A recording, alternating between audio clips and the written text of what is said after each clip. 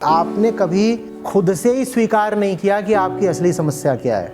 मान लिया एक बार मैंने साफ साफ ऐसे ऐसे उंगली रख के पिन पॉइंट करके कि ये मेरी असली समस्या है, तो आप जो भी कुछ करते हो, पूजा पाठ, तप, यज्ञ इत्यादि, आप पूछ लीजिए कि इससे आपकी परेशानी कैसे मिट रही है। हम न ध्यान जानते, न यज्ञ जानते, न पूजा जानते, न पाठ जानते, न भजन जानते, न कीर्तन जानते, कुछ जानना नहीं, कुछ समझना नहीं, बस करे जाना है, निभाना है। हर चीज कामयाब हो सकती है, बिल्कुल हो सकती है, अगर आपको पता हो कि उस चीज का इस्तेमाल आपको किस लिए करना है।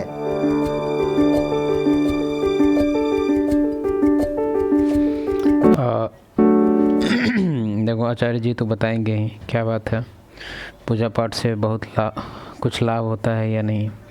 मेरे हिसाब से मेरा जो अपना थॉट है, अब तुम सोचेगा तुम कौन होता है अपना थॉट बताने वाला, तो हम अपने बारे में बताते हैं। मेरा भी बड़ा चैनल है, ये चैनल तो अभी 1 महीना हुआ है, लेकिन मेरा काफ़ी बड़ा चैनल है।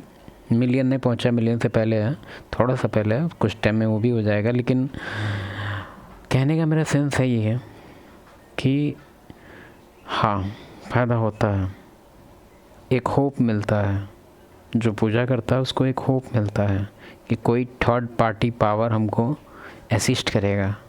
ये वही है जैसा कि कभी कभार तुम कोई बीमार है, उसको नॉर्मल बस झूठा दवाई दे दो, जो बस पानी उसमें हो, उसका बॉडी ज़्यादा जल्दी रिकवर करता है। क्यों? क्योंकि उसको अंदर से विश्वास होता है कि हमको, या फिर उसको तुम बता दो कि तुम्हारा जो दवाई लाए हैं दुनिया का सबसे बड़ा डॉक्टर के यहाँ से लाए हैं, उसका बॉडी खुद अंदर से रेडी करने लगता है कि भाई अब ठीक होना है। क्यों? क्योंकि दवाई मिल गया। तो वही स्ट्रेटजी है। अब इसके पीछे भगवान ऊपर से पावर दे रहे हैं कि नहीं दे रहे हैं ये नहीं पता हमको। वीडियो देखते हैं सर का।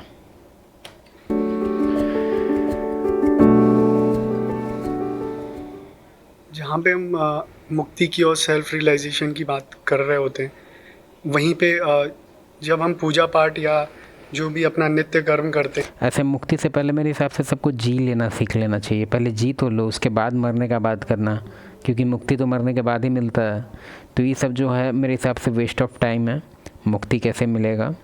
आप अच्छा ज़िंदगी जिए, दूसरे को परेशान मत कीजिए, मदद कीजिए, सबका ऑनेस्टी रखिए, हो गया। अच्छा से ज़िंदगी जिए, मुक्ति चाहिए अभी आपको। और उम्र कितना है? तो 30 साल। या यज्ञ आदि जो भी हर कोई अपने अपने तरीक़ों से उस रास्ते की तरफ मतलब वो जा सकता है कि नहीं, या वो पूजा पाठ की जो प्रक्रिया है वो कहीं पे हमें हेल्प करती है कि नहीं। नहीं, देखिए, भूलना नहीं है कि आपकी परेशानी आपकी सब गतिविधियों के केंद्र में होनी चाहिए। ठीक है, मैं अगर परेशान हूँ तो मुझे हक ही नहीं है कुछ भी इधर उधर का करने का। मेरा पहला दायित्व मैं पूछूं कि मैं जो कुछ भी करने जा रहा हूँ उससे मेरी परेशानी मिटेगी या नहीं मिटेगी। क्यों? क्योंकि मेरा पहला कर्तव्य है स्वधर्म में जीना, मेरा पहला कर्तव्य है स्वभाव में जीना। ठीक है, कर्तव्य माने वो चीज़ जो करने लायक है। तो अगर मैं परेशान हूँ तो मेरे लिए करने लायक पहली चीज़ यही है कि अपनी परेशानी दूर करूँ। मैं कुछ भी और करने लग गया अपनी परेशानी साथ में लिए तो ये गलत होगा, ये अधर्म है, ये अकर्तव्य है। समझ में आ रही बात? तो आप जो भी कुछ करते हो, पूजा पाठ, तप, यज्ञ इत्यादि, आप पूछ लीजिए कि इससे आपकी परेशानी कैसे मिट रही है, और साफ सवाल। ठीक है, मैं ये नहीं कह रहा कि आप कुछ माने, ना ये कह रहा हूँ कि कुछ ना माने, पर पूछिए ज़रूर कि ये मुझे जो कुछ भी करने को कह रहे हो, इसका मेरी जो सीधी सीधी समस्याएं उनसे ताल्लुक़ क्या है। मालूम है आप ये सवाल क्यों नहीं पूछ पाते? आप ये सवाल इसलिए नहीं पूछ पाते क्योंकि आपने कभी खुद से ही स्वीकार नहीं किया कि आपकी असली समस्या क्या है। सर का आंसर अभी हम जज नहीं करेंगे, ऐसे सर का काफ़ी लॉन्ग फॉर्मेट आंसर होता है। अच्छा बात है, लेकिन हम तुमको एक शॉर्ट में एक चीज़ समझाना चाहते हैं। कोई भी आदमी भगवान पे उम्मीद या भगवान से सहारा या भगवान का पूजा में ज़्यादा लीन इसलिए होता है, उस चीज़ के लिए होता है जब इसको पता होता है कि कुछ चीज़ें मेरे कंट्रोल में से बाहर है। फॉर एग्ज़ाम्पल, किसी का कुछ क्रिटिकल हेल्थ कंडीशन है, ठीक है, और डॉक्टर लोग उल्टा पुल्टा कर रहा है, नौटंकी कर रहा है, तब ये भगवान की तरफ जाएगा। इसको पता है कि सुपीरियर है, और अगर हम अपना प्रॉब्लम रखते हैं तो प्रोबेबिलिटी है कि हाँ कुछ हो जाएगा।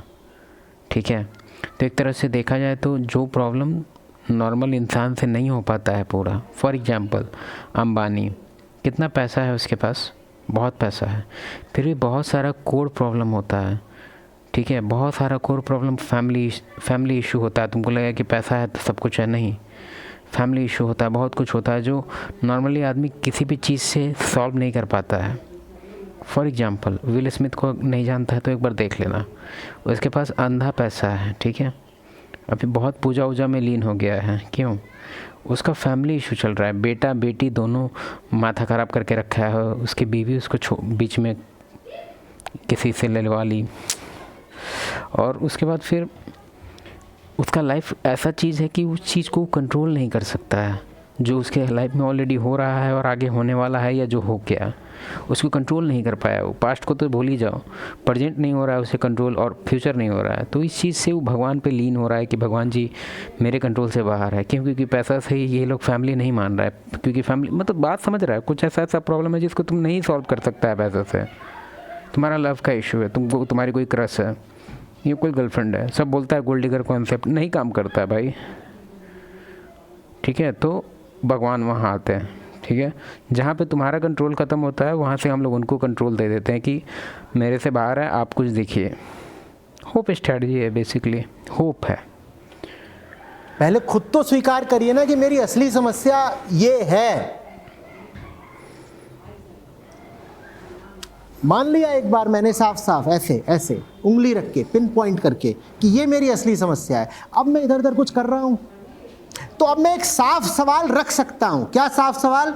कि ये मैं जो भी कुछ कर रहा हूं इधर उधर, इससे ये समस्या मिटेगी कि नहीं मिटेगी? ये बिल्कुल साफ सवाल होगा जिसका साफ जवाब आएगा यस और नो। इसमें आप कोई धोखाधड़ी हो नहीं सकती।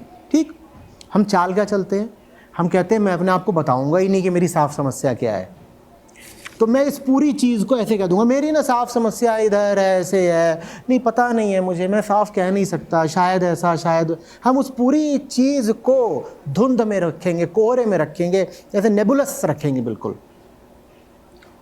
तो फिर क्या होगा? अभी मैंने यहाँ ऐसे पिन पॉइंट करने की जगह कह दिया कि मेरी पूरी समस्या इधर कहीं है।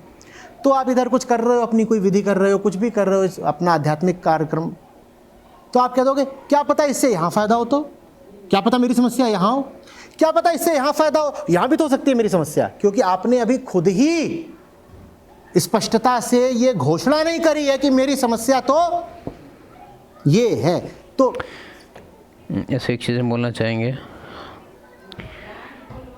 पहले सुन लेते हैं सर का। और कोई किसी के पास आप जाएंगे, वो कहेगा देखो इस करने से ना ये फ़ायदा होता है, आप कहेंगे हाँ बढ़िया चीज़ है, क्योंकि क्या पता मेरी समस्या यहीं पर हो।